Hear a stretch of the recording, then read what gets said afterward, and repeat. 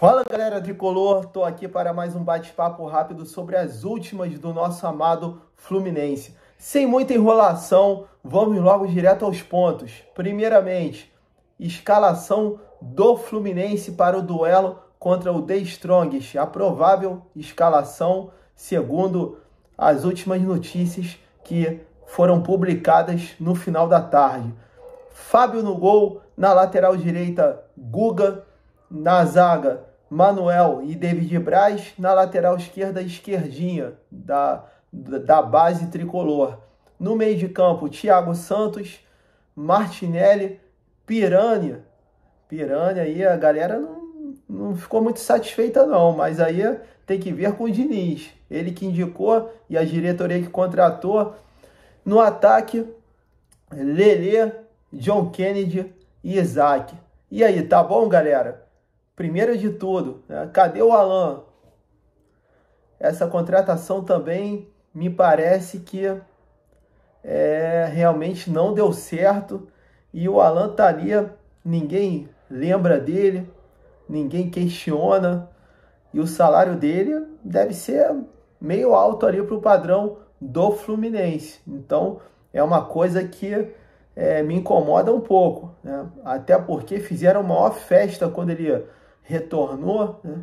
A diretoria ali anunciou, fez toda uma situação ali para pôr ídolo e tudo, né? Essa questão de ídolo também, isso é uma coisa muito pessoal, né? Mas quando eu vi muita gente falando que o Alan era resgate de um ídolo, tudo, eu fiquei na minha.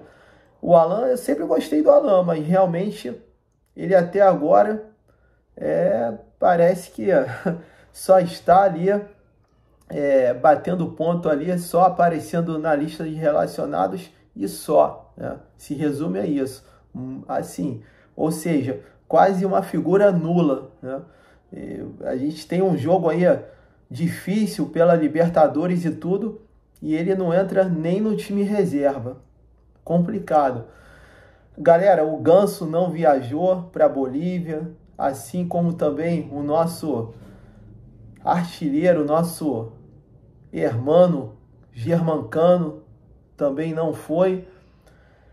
E galera, não tem jeito, chega uma hora que tem que priorizar algumas situações.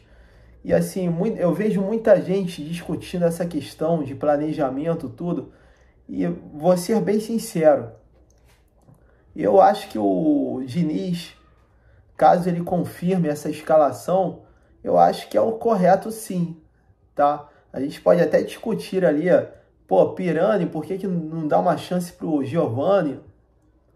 Aí faz parte a discussão, mas no geral, eu também pouparia sim todos os titulares. No caso, o Fábio é goleiro, não será poupado, mas o Gilinha eu pouparia todo mundo. Só deixaria o Manuel, porque o Manuel vai ter que jogar a partida de volta contra o Flamengo, até porque o Felipe Melo está suspenso, por conta da expulsão no jogo de ida. Então, o Manuel precisa pegar ritmo. De repente, ele aí entrando nesse jogo na Bolívia, entrando até contra o Corinthians, é uma boa sim. Eu não sei o que o Diniz e a comissão técnica estão pensando realmente nesse planejamento para o jogo contra o Flamengo, né?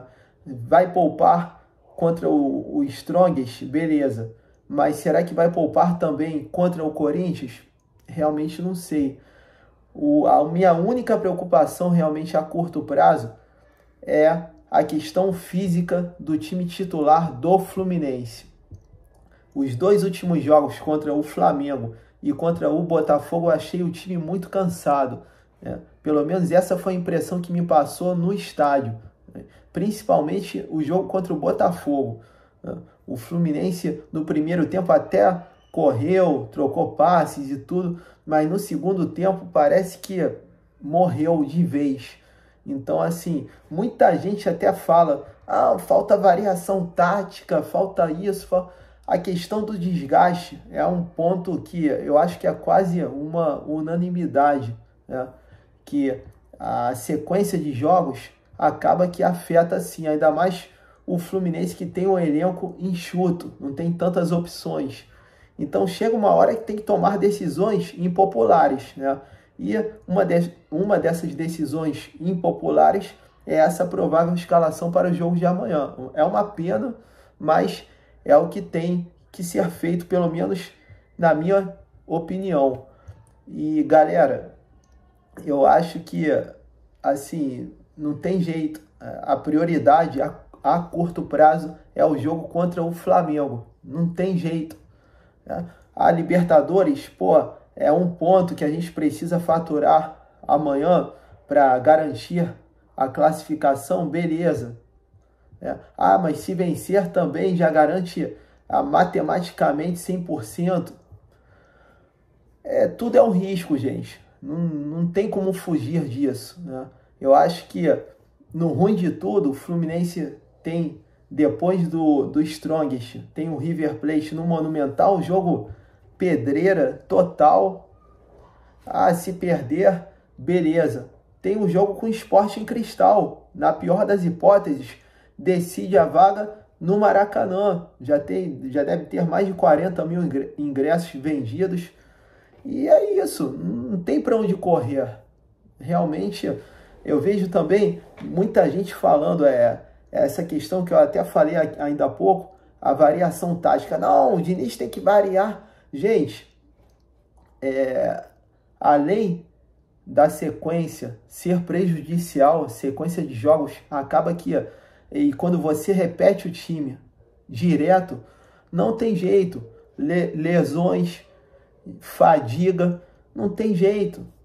Então, o Fluminense tá brigando aí em 3 frentes. Não tem como, assim, você resistir a isso nas condições que o Fluminense vem atuando, né? Então, acho que se o Diniz tá optando pelo time reserva é porque realmente a coisa já passou do limite, né? E tem um outro ponto, até para finalizar, que eu gostaria de tocar, porque eu não vejo ninguém comentar sobre isso, né? Nem torcedor, leitor, pessoal de outros sites. Gente, o time do Fluminense perdeu o lado esquerdo todo. Perdeu o Keno, primeiramente, naquele jogo contra o River, a goleada histórica, né? Aquela noite épica aqui no Maracanã. Depois perdeu o Alexander, naquela bela vitória no Mineirão contra o Cruzeiro. E depois perdeu o Marcelo no Fla-Flu, no jogo de ida da Copa do Brasil. Gente, nenhum time resiste a isso. Ainda mais quando você perde, né, um jogador do quilate, do Alexander, do Marcelo e o Keno também, tá? Muita gente estava aí criticando o Keno, que o Keno estava mal, tudo. Gente, tenham calma. Para quem vai para o estádio, né, assistam uma partida de futebol com calma, né, sem emoção. Eu sei que é difícil, nem eu às vezes consigo, claro que não, sou torcedor, então, mas isso acabou que ao longo do tempo eu comecei a desenvolver, né, essa técnica, né, de às vezes deixar a emoção um pouco para analisar o que ocorre, a movimentação que ocorre dentro de campo. E o Keno, ele vinha executando funções muito importantes nesse time, né, na recomposição, fechando o lado esquerdo, a parte de marcação, participando de algumas ações ofensivas. O Keno era um jogador que estava se entregando muito. Então, onde eu quero chegar com isso, né? O Fluminense perdeu o lado esquerdo todo. E o Fluminense estava construindo a maioria das suas ações ofensivas justamente pelo lado esquerdo.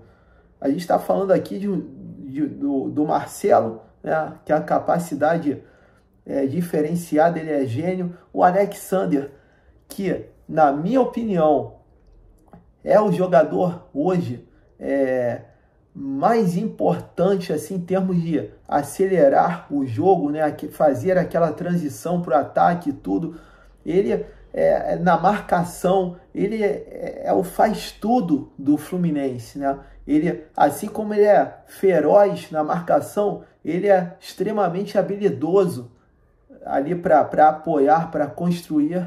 Então, a gente, assim, o pessoal que acompanha do estádio sabe do que eu estou falando. O Alexander joga uma barbaridade. Então, quando você perde todos esses jogadores, aí você coloca um lateral improvisado como o Guga, né? Que toda vez que a bola vai nele ali pela esquerda, ele tem que ajeitar com a direita e cortar para dentro, e aí facilita e muito o trabalho do marcador. Então é difícil. Aí tem o Pirani também. Gente, não tem como, não tem como resistir. E aí o pessoal até falou, o Flamengo, o Botafogo engoliram o Fluminense. Olha só, gente, o pessoal, porque o Flamengo deu 20 poucas finalizações, Fluminense quase não finalizou, o Botafogo também. Gente, eu quero saber de chances reais também de gols. Eu não estou aqui falando que o Fluminense jogou alguma coisa. O Fluminense jogou mal realmente os dois jogos. Mas o Flamengo, no Fla-Flu, o Flamengo criou 4 chances, sendo que uma chance ali, na verdade, uma jogada, foram 2 chances, né? Que é aquela bola na trave do Gabigol e depois o Arrascaeta no rebote joga para fora. E depois uma cabeçada do Ayrton Lucas e uma cabeçada do Arrascaeta. Foi isso que o Flamengo criou o jogo inteiro. O resto foi tudo chute de fora da área, sem perigo. Então, assim, eu não vejo essa coisa de engoliu, né? A gente está falando aqui de uma finalização na trave, e aí a outra chance foi no rebote dela, e a outra 2 jogadas de cruzamento. Foi isso que o Flamengo criou contra o Fluminense. E o Botafogo também contra o Fluminense foi praticamente a mesma coisa. Apelou também para rodízio de falta, tudo, para poder parar o Fluminense, e achou um gol ali.